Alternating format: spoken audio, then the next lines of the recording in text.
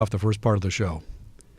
1, 2, 3. Welcome to a special edition of ASIS and Security Guy Radio, SecurityGuyTV.com, live from Hollywood with my very special guest today, Mr. Steve Reinharz and Matt Klock, my old buddy from Disney. That's right. And Allied. And Allied. Way back in the day. Yeah.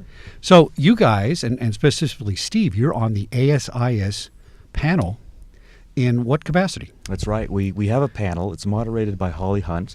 We have a representative from Allied there, and then a representative of a third company that's also involved in autonomous security equipment. And the topic is robots. The topic is robots and security. Robots and security. This is a fascinating subject. I'm really excited to listen to this discussion today because I love robots, and I'll tell you a story about that in a second. But first, let's do a little housekeeping and remind everybody that this is for the ASIS International Security Expo, and you can find information about that at ASIS or securityexpo.com. And we're talking about the, what version is that? The 63rd. Yeah, 63rd annual. Can you believe that? Wow. 63rd annual Security Expo. That's September 25th to the 28th in Dallas, Texas. Yeah. And just so everybody knows, we just got a recent update from ASIS, and everything's going forward as planned despite the hurricane.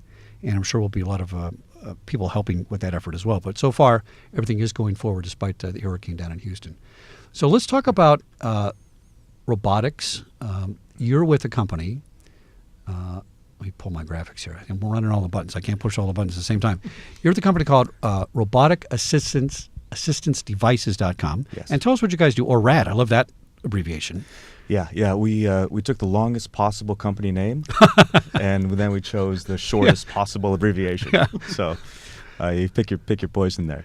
Robotic Assistance Devices is designed to bring robotic solutions to America, right? Okay. And the globe. But we're starting with the security robot from Smp Robotics. We take this robot. They're our close partner. They're an amazing partner, amazing technology. We take that robot, we add in a bunch of North American specific features, and then we have a robots as a service model in order to bring it to the market. Robot as a service. Yeah, we call it RAAS or RAS or whatever. Yeah. Excellent. Yeah. Now, this is really big because in my other life, running a guard company, which shall never be named, by the way, but I'll name my client. That was ID Lab in Pasadena. It's a great venture capital startup place that they start up all kinds of stuff. The portable solar panel was one of their startups. I was in one day and some guys got a little box and it's creating a 3D model of a potted plant or something. What's called a 3D printer? And I go, who wants a 3D printer? What's that all about? This is years ago. And they called me one day and said, we want to make a robot guard. Will you come talk to us about it? And I said, well, sure, I'll talk to you about it. Okay, here's what it's going to do. And I would say, nope, not going to work. Well, how about this? Nope, not going to work. We're going to sell it for $120,000. I said, no guard company's going to buy a robot for $120,000 because it's a penny business, penny margins. Yeah. They might rent it. And this has got to be 9 years ago, right? And they were just starting to develop it. And, we talked about what it can and can't do, and, it takes your ID. I was not all for it at that time, but I'm coming around to it. Good. And I think we're already there, aren't we? There's 3 recent developments in technology that have allowed this to happen. Okay, the first is Smp Robotics' ability to provide stable navigation autonomously. Oh, navigation, good. Okay. So like the self-driving cars, they need the navigation chip. Yes. Yeah. And when we're doing it on robots, it requires multiple technologies. It's quite complex. Smp has figured out how to do that. The second piece that makes the security robot possible is the NVIDIA graphics processing unit. Okay. That allows us to do the human detection while the robot is moving. And from a technology point of view in our industry, we've never been able to do reliable human detection, even in fixed cases. You're talking about facial recognition stuff. No, I'm talking about human detection. Oh, different. Well, that's a lower standard, kind of. A different standard. Okay, all right. Certainly a different standard. Like this is where we have robots patrolling perimeters. Right. And we're looking for intrusions. So while the robot is moving, that's challenge number one, we want to be able to pick out humans. No, but static camera systems can do that, can't they? Some of those remote monitoring systems where you, through machine learning and analytics, it says this is a brown Toyota. Yes. Eventually it learns that.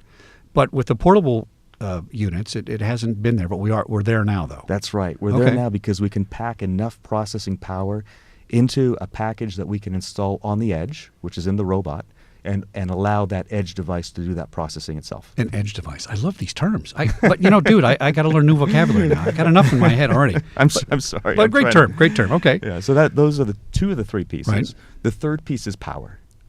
Right. Batteries, power. Right. Yeah. And so for that, we teamed up with a local Los Angeles firm called Romeo Power. Okay. And they have been a spectacular, amazing partner, allowing us in some cases to get 20 hours of continuous operation from a robot in the field. Oh, that's amazing. It's amazing. Now, you may have seen the video a couple months ago, or that poor robot from, well, I won't say the guard company. I won't mention it because they're a good guard company, but it committed suicide and rolled into the fountain back east somewhere. That's Chuck, what the joke was, right? Chuck, fun fact. Yeah. They named it Steve. Did they really? Steve Robot? Okay. I don't know if I should take that personally. That was kind of all in jest, right? But that was kind of the cone-shaped robot, like a Saturday Night Live cone heads. That's what it looked like. And I saw one of those at ASIS last year, or maybe 2 years ago. They started bringing them out. Mm-hmm. And that giant guard company is deploying them, mm-hmm. right? And are they being successful? I don't want to comment on that company or that relationship. Yeah. I don't think it's. But the reason I say it is because yeah. you have a different type of robot. That's right. Which is why I'm mentioning this one conehead version. And let's look at some pictures, right? Yeah. Let me see if I can find the correct button here to push, and you can explain to us what we're Sure. what we're looking at here. So sure. This is one of your robots. Yeah. And by the way, follow us on SecurityGuideTV.com and YouTube and all those other places for our podcast people if you want to watch the video. So I'm looking at a unit. It looks like one of those old electrolyte vacuums that you pulled on the floor with the tube on it. We had one. My mother had one. Yeah, it looks very similar. Yeah. And got 4 wheels on it. Then has your little cone sticking up. That probably is all the radar and sonar and navigation and stuff like that. Mm-hmm. Compact. Seems not too big. How big is that? It is actually big, and this is a continuous issue that we have is it's difficult to communicate the scale of the unit. Okay. The unit is actually 5 feet long. Oh, that's a good size. 30 inches wide. Yeah. 4 feet high at the top of the pan-tilt zoom camera that sits on top. Right. And it's about 250 pounds. Okay. So it's a lot larger than it looks. Yeah. Yeah, it's a lot larger than it looks. It's a mini vehicle. Yeah. Yeah. Now, let's do another photo here. Let's see where our next one is here. And by the way, that unit's going to be going to Romeo Power. Yeah, and let's look at one more unit now. This is one. And by the way, these are all custom painted in really cool colors. This one's for what company is that? This is NVIDIA. NVIDIA. Yeah, this is our tech partner that helps us with the human detection analytic. Very cool. Yeah. All right. That one's been on tour. That one's been from ISC. We're thinking about bringing it to ASIS. Not sure yet. And one more here is Verizon, I believe, right? Yeah. All custom painted with all the custom colors. That's very cool. Yeah. Now, I was looking at your website, and the first thing I said was, show me the robot. Sure. And you had a video on there. Just so happens SecurityGuideTV.com has obtained that video. And if I can push the right button here, we will play that for you guys. Let's see, where's my media file? Bear with me, everybody. It's a little budget show, so I got to play my own stuff here. All right, here we go. So let's watch this video, and it's got its own narration, so we'll take it from here. And again, if you're on the podcast, watch us on SecurityGuideTV.com. Applying technology to improve security has been a driving factor of the security industry for over 60 years, as security directors seek efficient security solutions that improve safety and reduce cost. I'm Steve Reinharz, President of RoboticAssistanceDevices. We're thrilled to present the Smp Robotics S5 Robot to the North American market. The Smp Robotics S5 Robot, as assembled by RoboticAssistanceDevices, performs autonomously by leveraging the power of advanced modern technologies. With features such as open architecture for video management system integration and all-terrain, all-weather design, the Smp S5 Security Guard Robot works alongside traditional security teams to supplement patrols and security monitoring with improved performance and lower costs. Blending human guards and robotic guards can in some cases save an organization 50% of their existing security spend. Saving money on security allows security directors and CSOs to redeploy those operating expenditures towards adding additional security for their enterprise and maybe even returning a little bit of savings back to the corporation. Utilizing some of the most advanced artificial intelligence technology, the Smp Robotics S5 Robot provides a high-tech solution to the most mundane guarding tasks. Advanced video analytic detection methods powered by NVIDIA's TX2 chipset and 360 degrees of cameras can spot intruders at hundreds of feet away. Long-range paging allows instant challenges to be announced while human operators in a security operations center is engaged. A pan-tilt zoom allows the operator to capture high-quality footage for immediate and forensic use. With approximately 12 hours of patrol time, the Smp S5 is an incredible solution to many difficult problems. Progressive guarding companies have already signed up with us and are ready to deliver robotic guarding services to you starting immediately. To learn more about how robotic assistance devices can help you and your organization, please reach out to us today. My friends make fun of me of how I say robotic assistance devices. They're like, why do you say it that way? I'm like, Well, when I first saw the name, I thought you were going to be putting my slippers on for me or something. I wasn't sure what the assistance part was, but you see, branding, it's always a difficult challenge. It is. Now, let's talk about the ethics in all this. And I'm just going to lay it out for you straight, right? If a robot can transplant and do the work of, well, let's say it's 2 guards. Let's say it's a dose multiplier, okay? That's a lot of money. It's a lot of savings. But the human cost factor is I got a guy unemployed now. Because eventually all those guards aren't going to be needed if I got a guard that can do the work of 10 guards eventually, which will happen, right? What is the industry thinking about and looking at when that happens? Where are those people going to go? And remember, we have a 1 to 2 million person shortage in the high-tech industry of people with skills that could actually operate or push the button or do something with those things, right? So it's great for the industry one way, but it's a challenge another way. Chuck, it's a great question, and it's part of almost every dialogue that we have. I have some published articles where I address this specifically, and in those articles I talk about a couple of different concepts. One of the concepts I talk about is people as a premium. I talk about taking people and elevating them to where I believe they should be in society, which is dealing with other people and creating a premium relationship. I'll give you an example. When we call the credit card company, right, I got to work through 15,000 automated menus. That's right. Before I can talk to a human. Right. That's what taught me that people are the premium. We want to speak to the human. That's right. At the end of the day. So I want to put this in perspective that people are a precious commodity that should be doing social things with other people. The second thing I want to address is I read a great article a few weeks ago in Gizmodo, and it talked about how humans are amazing at creating jobs. And it talks about how, historically humans would be involved in food production and those kinds of items. And then as we massively automated food production to the point where 1,000 years ago we had 95% of the population involved in food production. That's right. Now we have 5% of the population involved in food production. Well, where did those 90% of the people go? We created jobs for them. We do podcasts. We do all kinds of things. So I want to have some faith in humanity that we will create jobs. Completely fair comment. Yep. And it makes sense. I mean, they may be the people that go back into the factories to help program these things with their experience in patrol work. Absolutely. Yeah. There's another element here. And Chuck, you could tell that I'm well prepared on this topic because it's near and dear to me. But the next one is you've been a security director. You've been in law enforcement. At the end of the day, your mission in that capacity is to provide the best possible security for your customer, for your end user. That's true. That's the end goal, right? Right? So if we can do that with security robots, we do that with security robots. Okay. So that's really what our job is. The fourth piece here, and this will be the final piece on the response, is bringing robots into a security setting is an extension and a continuation of what humans have been doing for thousands of years. And what we've been doing is we've been automating everything that we possibly can.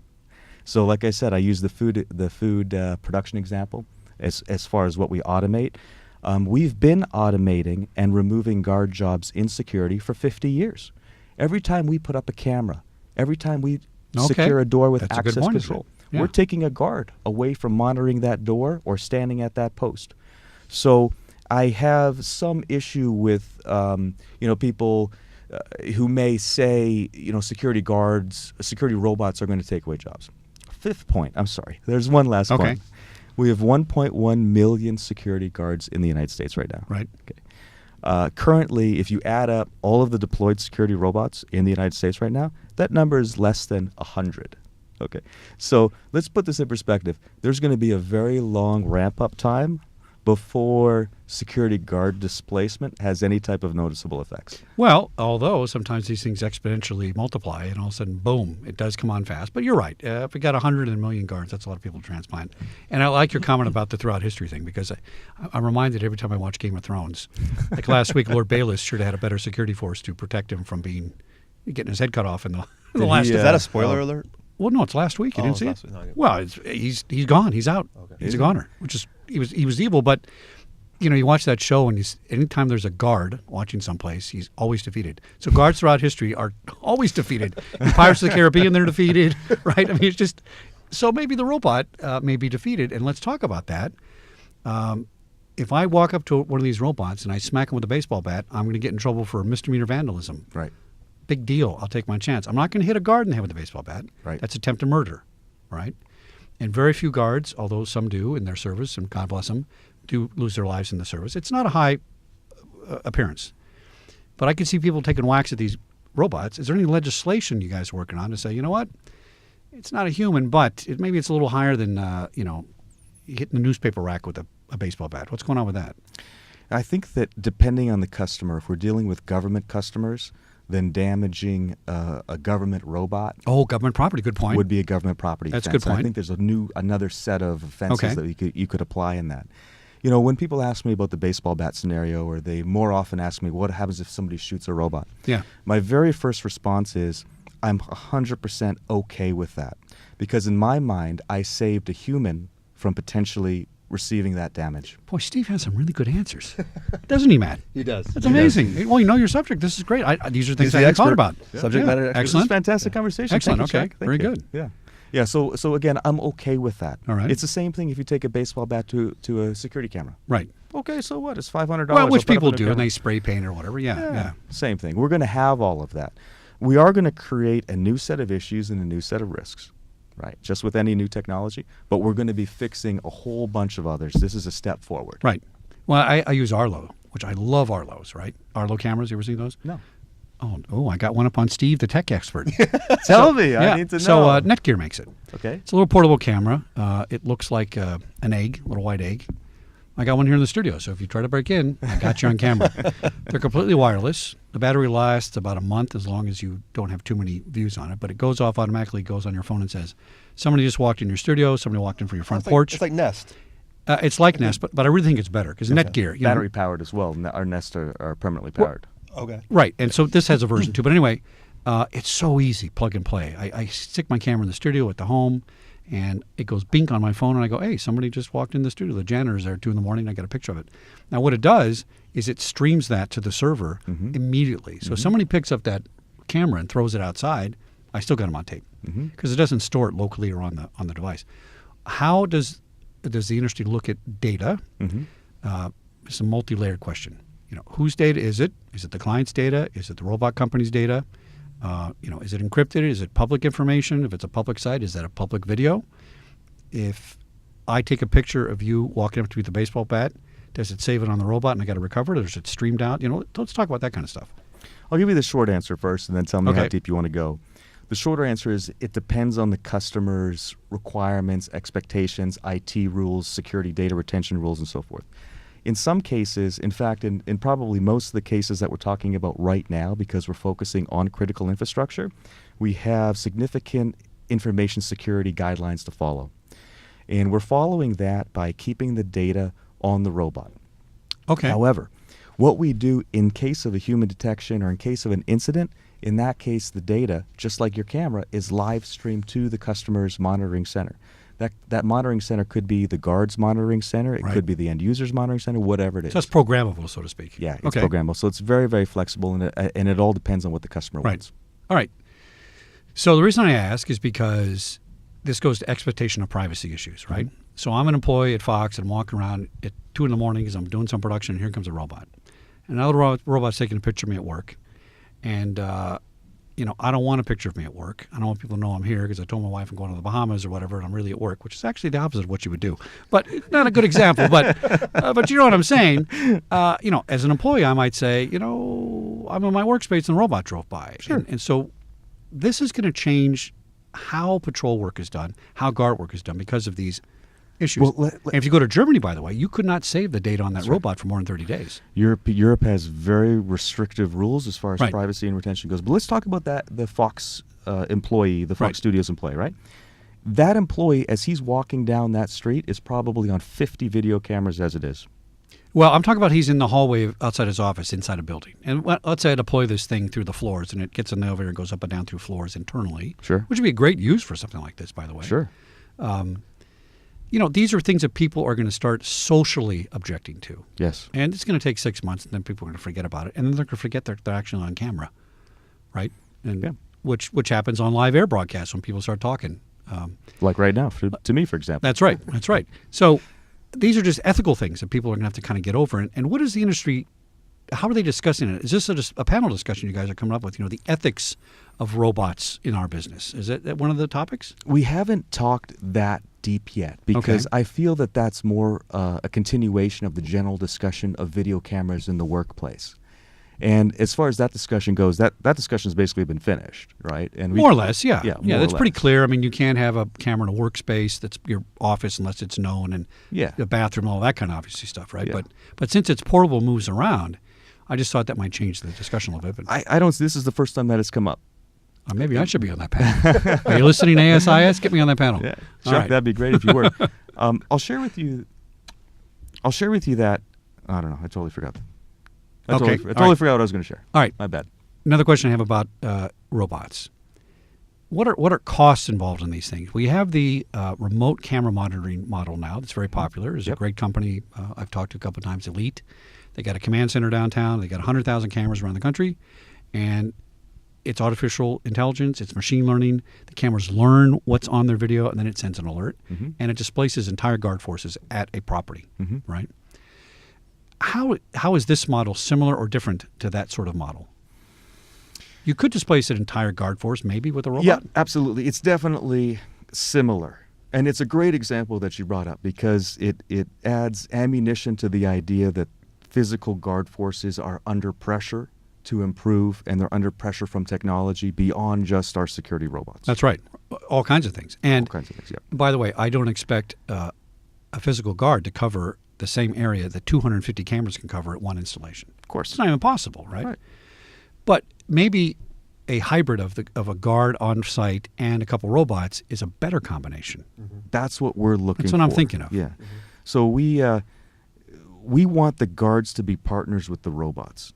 And it's very funny. I have conversations with guards, right, with line level guards. And I had one at a government property a few months ago. And we finished up this very high profile demonstration, right, getting the customer in process. And at the end of it, a human security guard on patrol pulls up. And it was an interesting conversation. He pulls up and he's like, what are you guys doing? I'm like, hey, we just finished up a demonstration. I gave the name and we got authorized and so forth, right? And he says, what do you got there? I said, oh, it's a security guard robot, right? And he was kind of like processing it, and I can kind of tell he was thinking, okay, what does this mean for me? And at the end of the day, I presented it like this. I presented it that right now in his role, he has very limited opportunity to gain new skills, new knowledge, and gain advancement. I presented the idea, which is the same idea that I present to security guarding companies. And the idea is that integrating the robots does multiple things. For one thing, it gives your clients better security, and that's what we're hired to do. For the second thing is it gives you the ability to create a new stream of professionals inside your organization that allows line-level guards to become robot engineers, robot technicians, learn about artificial intelligence, and opens up a whole new area of careers for them post their guarding career. So when I present it that way, the guard was like, wow, you know what, that's amazing. Because so many of these guys have so much potential, which leads me back to my people as a premium theory. Right. And it's unrealized in their current role. So this offers opportunity to them. Well, it's a good point. There's a company I work with called Iris, and they invented the technology in Europe that, if you were watching the Gulf War and the newscaster was broadcasting from his phone as his news camera, that's their platform. Nice. And they're working on platforms where you put cell phones out on guard posts, and instead of all these handwritten logs, you can't read them, they're garbage, they don't do anything. the guard wants to be 50 minutes of fame and puts on his phone every day and says, okay, I'm out here on the post and here's what I'm doing and look at me, I'm a star. And that's encouraging participation in the cyber world with guards, right? I could see a model where a robot and a guard as a partner, that robot becomes their recording device. Now I'm standing here in front of this post and look, the perimeter's not breached. I'm not lying. Everything's good. And by the way, I'm wide awake. I'm not asleep. Now, of course, when somebody figures out how to hack the Windows sleep button on the robot and put him to sleep, which because it's a guard, since it is a guard, he will sleep eventually. That'll be problematic. But otherwise, I think that could be a great combination. Yeah, I think people are still going to want to see the guard there with the robot. That's just my feel as a buyer. I used to be a buyer, right? And that would be my feeling. I want to go there first before I just got rid of all my guards. I'm going to share something with you that I haven't shared publicly yet, okay? Oh, wait a minute. Yeah, this is... Security Guy TV exclusive. Go ahead. This is an exclusive. All right. Along those same lines of customers, end users, buyers wanting to know what their security guard, what their human security guard is up to, right? We're going to be announcing a way where we have technology with robots and humans on the same site, where we start tagging the time and location of those human guards. Excellent. Which gives back to the end user, hey, you know what? Yeah, he was doing this, he was doing that, he's here, we're doing our jobs. What does that do? That strengthens the relationship between the end user and the guarding company. It gives the guard validation instead of being under constant pressure that he's not doing his job or whatever it is, right? So this is kind of the partnership that I'm talking about. Excellent idea, except, Mr. Matt, as you know, if it's a union robot, that will not be happening. That's probably true. Right? That's true. And I'm only half, unions are tough. I'm half kidding, Steve, because one of the things we got fought against at the studios by the guard unions was that guards, we could not require them to use their studio ID that Mr. Murdoch used to scan in because that's a time card. Right. No, it's an access control device. So just for future negotiations, remember that robot better be non-union. You're going to have a problem Non-union, right? taking a picture of them. But I get that. I think it makes a lot of sense because we see that on phones and GPS devices. The number one complaint or question I got from every, well, actually the question that I asked every seller like yourself was, how are you going to keep the guards from sleeping? Right. Not that you, and I didn't expect you to make them not sleep because that's really impossible. I wanted your answer to see what you're going to do to respond to it, right? Because that's a huge challenge. It's boring at 3 o'clock in the morning, and a robot doesn't sleep. That's correct. That's a big advantage. Let's have some empathy and sympathy for these guys. Oh, absolutely. That are patrolling I couldn't do that night after night. I can't watch the same channel of TV for 5 minutes. You want to put me on post for 8 hours? A lot of my raining, cold. No, a lot of my I did the Academy Awards for 5 years. That was a nightmare. I mean, that's just it's terrible work. They made these guys stand in the rain. Right. My cop buddies do executive protection stuff. I can't do it. I just get bored. I get fidgety. I can't. Right. I admire people that can stay the course on that and do that. Well, we've got a few minutes left. Let's go over your discussion panel at ASIS again. It's any particular date that is, if you remember? I believe it's on Wednesday, the 27th. Okay. Okay. Again, great panelists on that. We're really looking forward to beginning an industry narrative of how these security guards are going to affect both the integrator part of the market and the guarding part of the market. Yeah, and I think that's one thing that's so great about ASIS is we have to have these dialogues inside these type of conventions because if we deliver the product before the discussion, we got a major meltdown. It's a major problem. Right. So remember, everybody, that's going to be the securityexpo.org at ASIS 2017. And, of course, that's taking place again this year in Dallas, Texas, September 25th to the 28th. Now, it's also on September 24th, technically, because that's the Texas Nights party, big party. Remember the party they have every year?